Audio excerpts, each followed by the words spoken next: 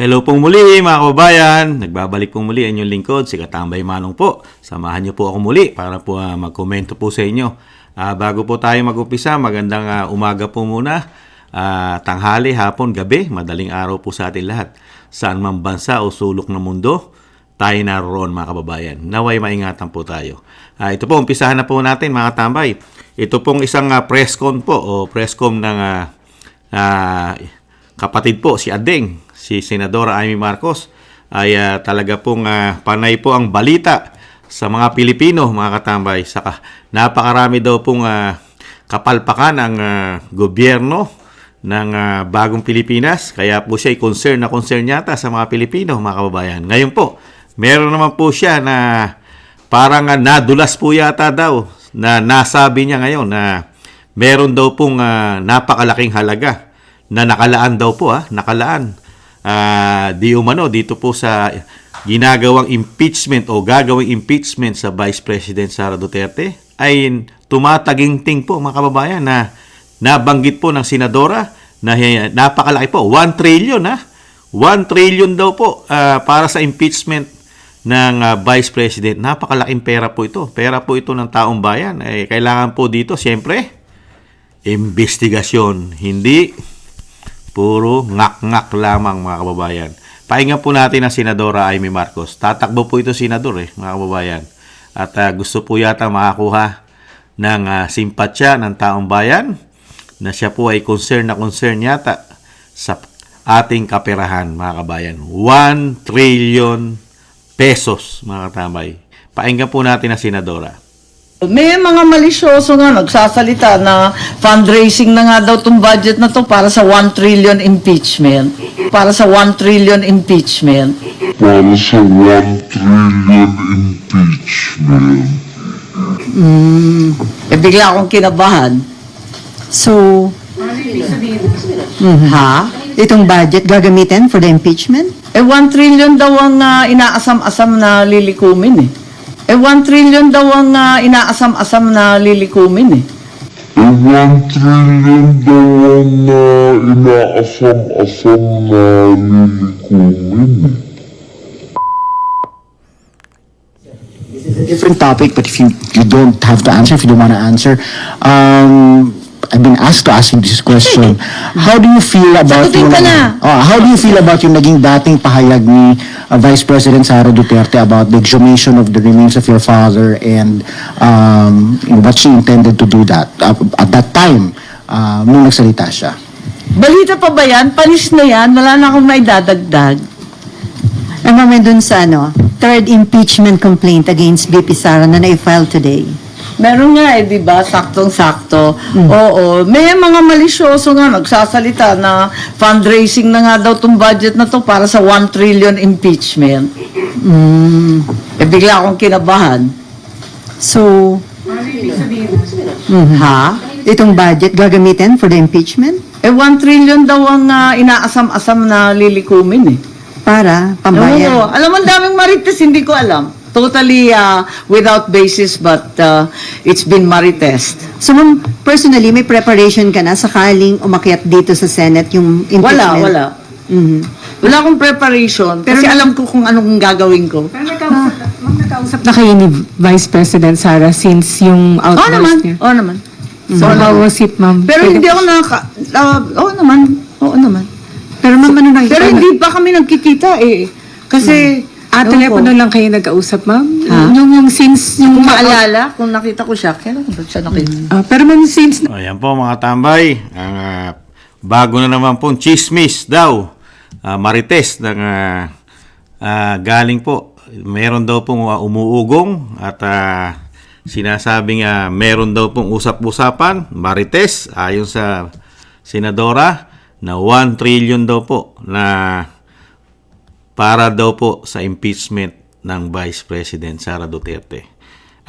Dapat po ba nating paniwalaan? May posibilidad. Dahil po sa nangyayari po ngayon sa politika sa ating bansa, nakita nyo po, ang pinoproblema lang po ng bagong Pilipinas, lalo po ang institusyon yata ng Kamara ay ang Duterte lamang, lalo ang Vice President. Dahil ito po ay napakahirap talunin. Kung darating po talagang halalan ng 2028, at ang Vice President ay tatakbong presidente, wala pong makakatalo talaga sa kanya.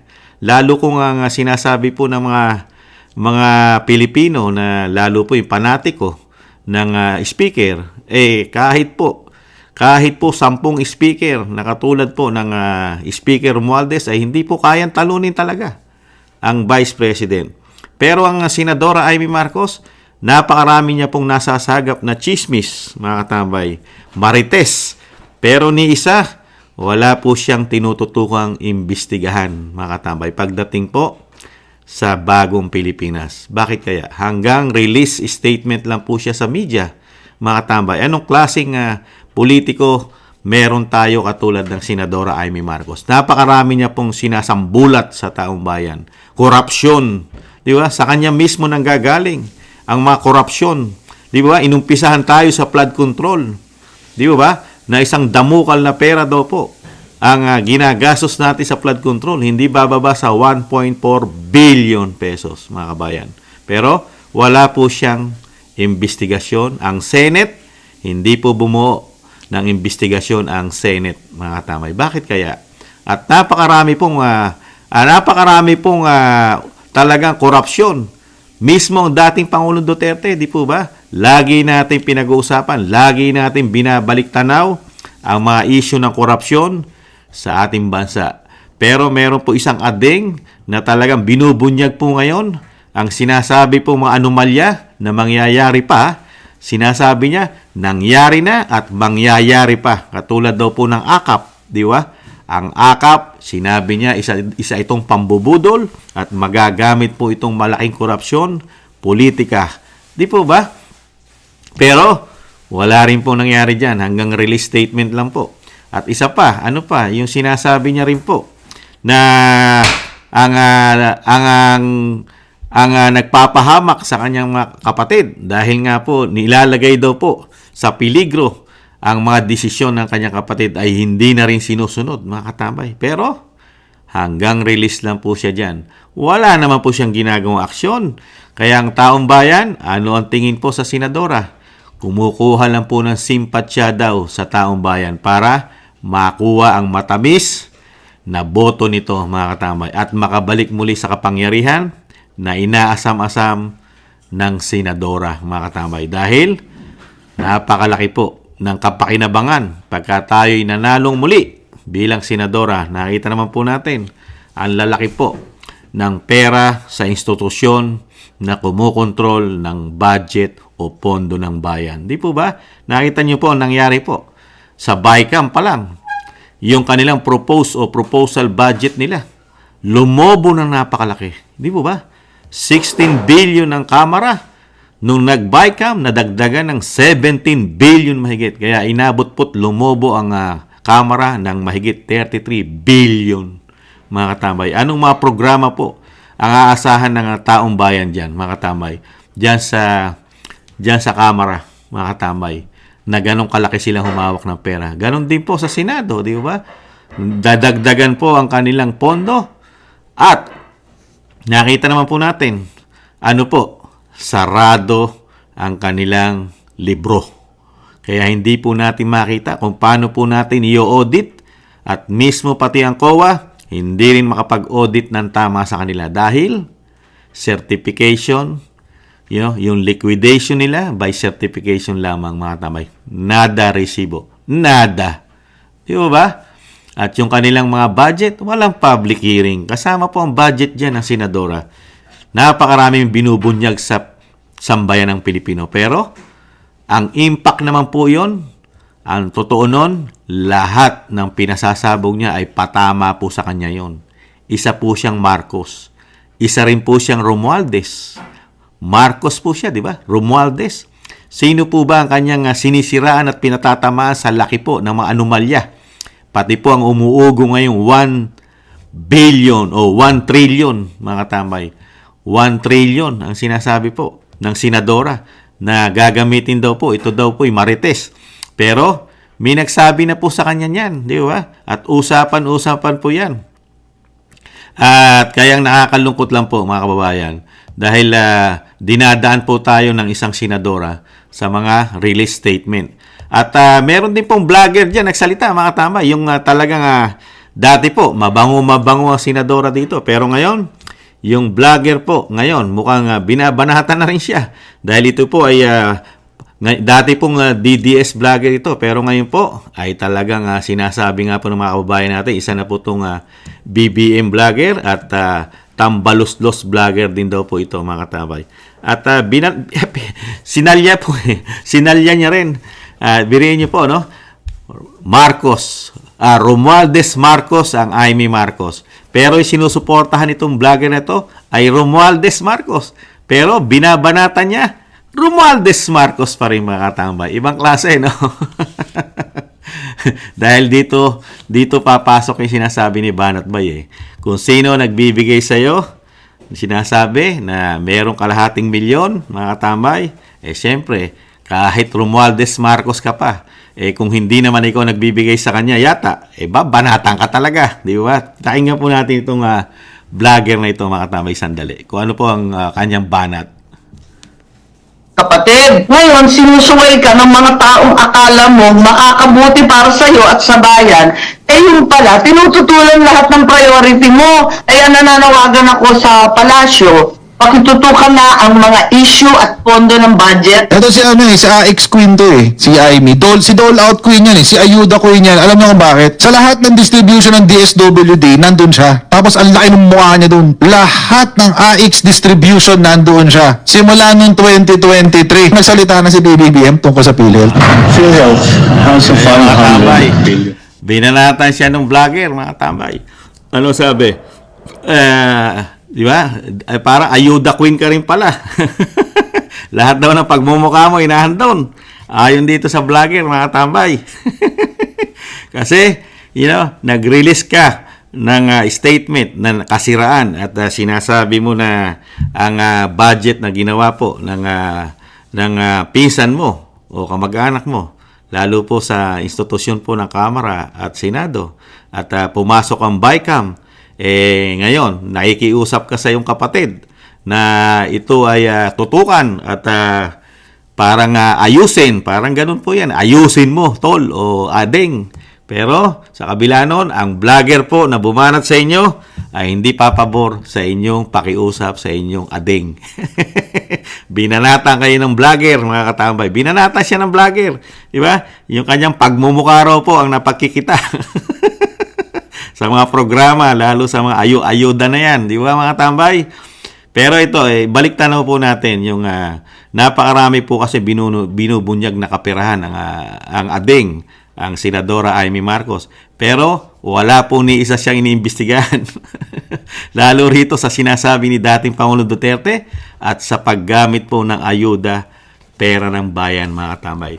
Tingnan niyo po, parang hindi naman po talaga kasi nagagamit sa politika ang ayuda. Yan po ang banat ng social media, yung mga supporters po na sinasabi daw pong isimada at mga GCash vlogger. At ganun din po sa mainstream media. At lalong-lalo ang mga politiko. At lalong-lalo rin po ang DSWD na hindi nagagamit at hindi pwedeng gamitin ng politiko ang ayuda, mga tambay. Hindi nila pwedeng gamitin itong pamumulitika, mga tambay. Totoo po ba yun? Tingnan po natin ang nangyayari po sa ground, mga tambay. At ang pahayag po ng dating Pangulong Duterte, baliktanaw natin muli ang korupsyon na walang investigasyon. Ito po, mga tambay. Tingnan natin, set ko lang po.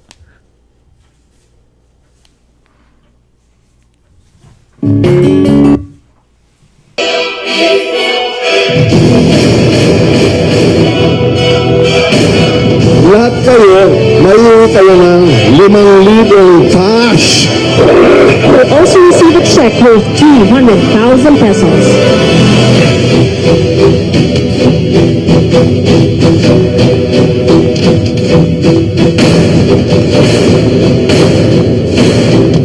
Ang gobyerno na ito, walang project. Saan ang pera namin? PhilHealth, 89 billion. Ang naiwan, 29 billion na lang. Ang Maharlika Fund, ang target nila sa 250 billion. Kinuna nila ang GSIS ng 62.5 billion.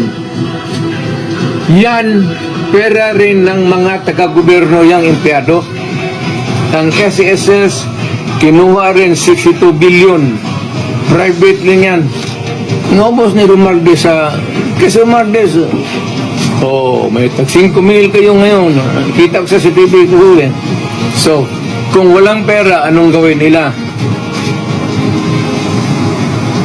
Maghiram. Yan po, walang investigasyon po dyan. Senadora Amy Marcos, napakarami po.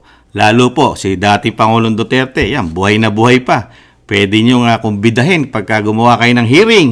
Pwede nyo ipatawag, resource person, ang dating Pangulo sa kanyang mga natuklasan sa pamamahala po ng inyong kapatid at ng inyong pinsan.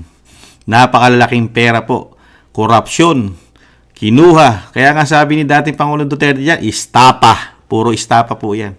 At isama nyo na rin po ang inyong sinasabing isang damukal na marites, Senadora Amy Marcos, na napakarami nyo pong ibinunyag sa taong bayan.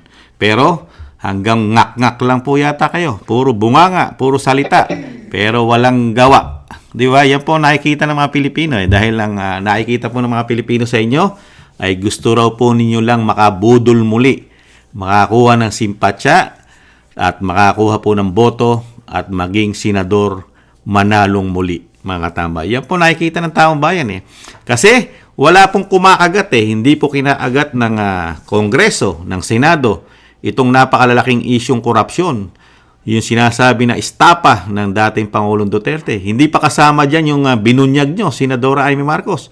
Yung binunyag nyo na flood control, 1.4 billion, hindi bababa. Araw-araw ang gastos. Ngayon, dinagdagan nyo pa po yan, di ba? Ano po? Yung AKAP. Tapos kasama pang PhilHealth issue. Marami po kayong pinasasabog eh.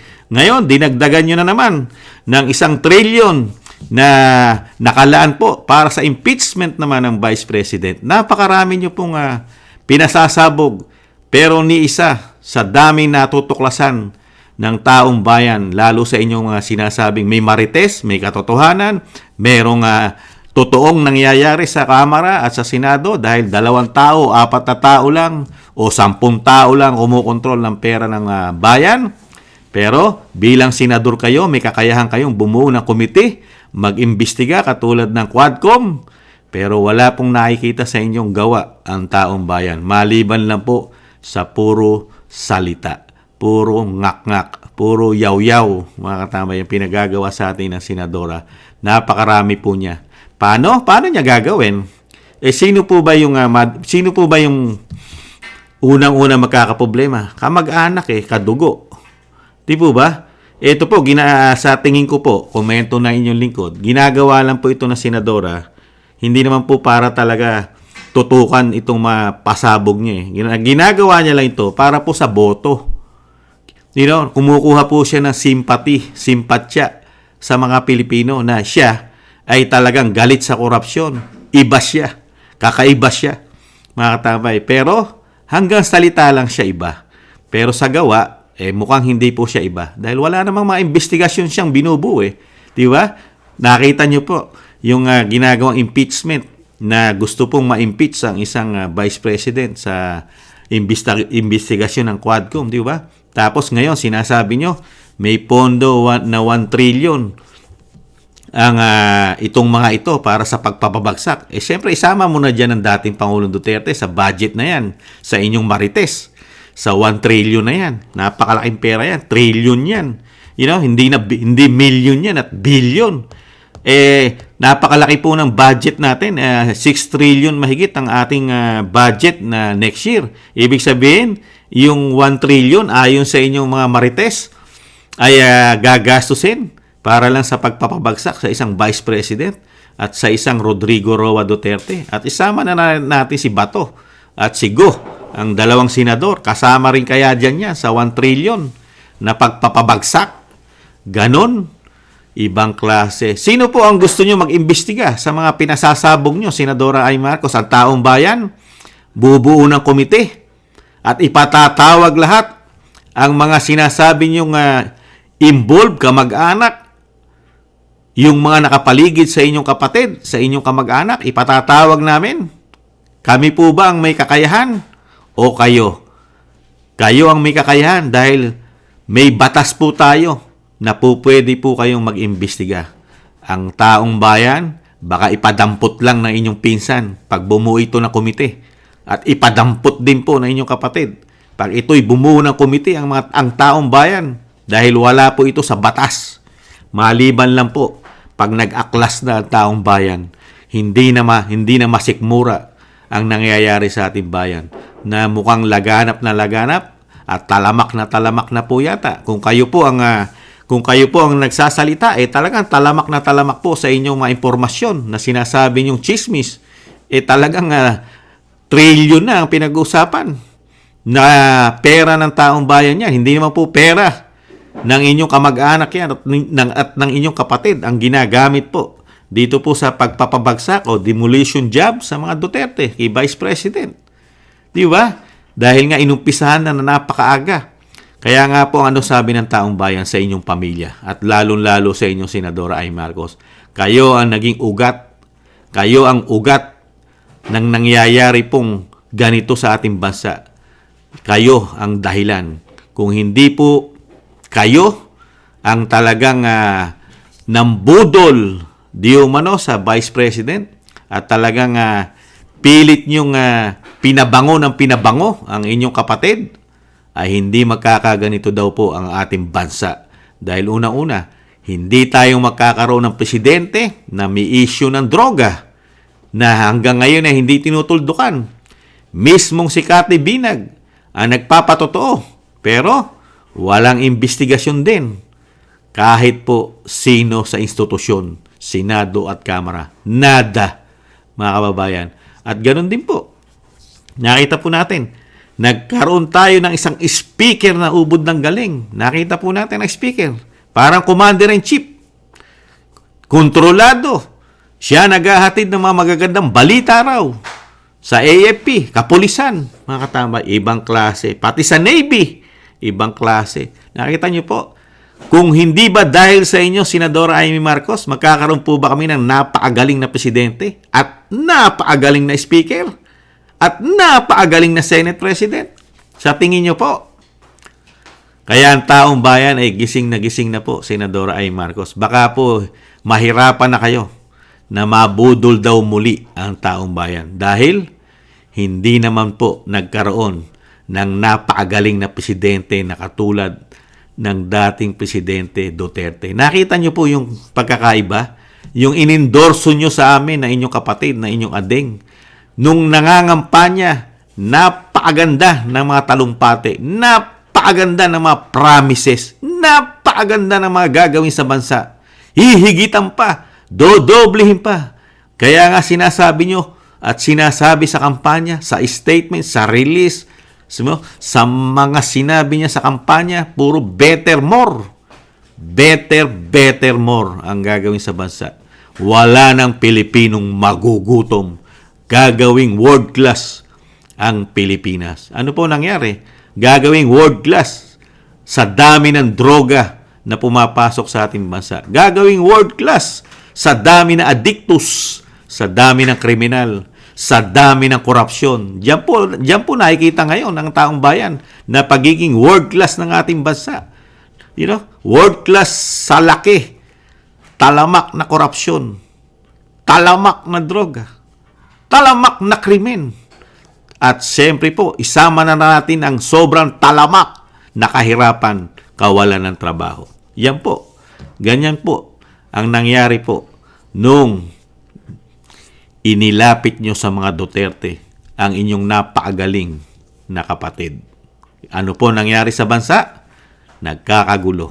Dahil nung makuha na po ang kapangyarihan ng inyong kapatid, ayon na rin sa mga Pilipino, nung nakabalik po kayo sa pwesto, kasama na po ang isang speaker, ay nagkandaleche-leche na. Ayaw na po daw ninyong mawala ito. Gagawin lahat. At ngayon, meron pa kayong pinasabog na marites, di umano, na 1 trillion dahil sa ayaw ng mawala ang kapangyarihang naibalik sa inyo. Biruin niyo po yan. Kahit marites yan, paniniwala ng mga Pilipino yan dahil sa nakikita pong pagpapatakbo ngayon ng isang speaker ng bansa at ang isang pangulo nasunod-sunuran po yata sa inyong kamag-anak o pinsan. Nakita nyo po, pinabibito nyo. Ano sabi ng inyong kapatid na inyong ading? Hindi niya gagawin dahil mas may tiwala siya sa Kamara yung kanilang ginawang budgeting sa 2025. Di po ba? Hinahabol nyo. Ni sinasabi nyo, ni kuno, ni hindi ako pumirma riyan. Dahil hindi katanggap-tanggap ang ginawang budget. Pero, pagdating naman sa inyong ading, ay katanggap-tanggap lahat ang ginawa ng inyong pinsan. Di ba? Kaya dito po sa mga marites na ginagawa po ng mga sinasabi pong pasabog ng Senadora Amy Marcos, ang sinasabi nga po ng isang convicted ng child abuse na si Congressman Franz Castro, ay malabo pa kayo sa sabaw ng puset, Senadora Amy Marcos, na makakuha ulit ng tiwala, makuha niyong muli ang tiwala ng mga Pilipino sa inyo. Malabo pa kayo sa sabaw ng puset. Ayon niya sa isang convicted ng child abuse na si Franz Castro, mga katambay. Di ba? Kasi hindi na po maluloko mga Pilipino sa salita. Ang hinahanap po ng mga Pilipino ngayon ay gawa. Gawa, hindi puro salita. Gawin nyo, ipakita nyo sa mga Pilipino na lahat ng nakikita nyong laganap at may mga korupsyon, anomalya sa ating bansa, ipakita nyo, imbestigahan nyo, bumuo kayo ng komite, baka paniwalaan pa kayo ng Pilipino. At lalong-lalo na po, imbestigahan nyo si Cathy Binag. Maniniwala sa inyo mga Pilipino, baka makakuha pa kayo ng boto. Imbestigahan nyo si Cathy Binag. Imbestigahan nyo ang lahat ng pinasabog ni dating Pangulong Duterte na napakalaking mga pera kinuha sa taxpayer ng mga Pilipino. Sa atin kinuha. Di ba? GSIS, SSS, PhilHealth, kasama pa yung Maharlika Investment Fund at kasama pa di umano ang ating reserve na ginto na nasa Central Bank. Imbestigahan nyo po lahat yan at isama nyo na rin yung pinasabog nyo na 5,500 flood control. Pag ginawa nyo po yan, baka makapag-isip ang mga Pilipino, mga tambay. Kasi pag ginawa nyo po yung mga investigasyon na yan, baka mawala na po ang speaker, ma-impeach. At ma-impeach na rin po ang inyong kapatid pag ginawa nyo yan, mga katambay. Kaya, hindi po gagawin yan ng senadora. Komento na inyong lingkod. Muli po mga katambay, maraming salamat po at mukhang mambubudol na naman yata sa mga Pilipino ang senadora. Dahil nga po, nagdidelikado po siya sa susunod na taon. Dahil ang inendorso niya sa ating kapatid na ubod ng galing, ano po ang napala ng mga Pilipino? 3 taon, puro korupsyon, korupsyon, droga, krimen, kahirapan, kawalan ng trabaho sa loob ng 3 taon. Legacy po na inendorso sa atin ng senadora na napakagaling, na susunod na Pangulo kay dating Pangulong Duterte. Ito ang ating nahita at napala sa kanilang mga promises. Muli po, ingatan nawa mga katambay at thank you po sa mga nakagusto po sa inyong katambay, Tambayang Makabayan sa YouTube at TikTok at ganoon din po sa mga nagla-like, share, subscribe, and comment. Maraming salamat po mga katambay. Wag na po tayong magpabudol. Muli mga katambay, tingnan po natin ang nagagawa ng politiko, hindi ang puro salita, puro yaw-yaw.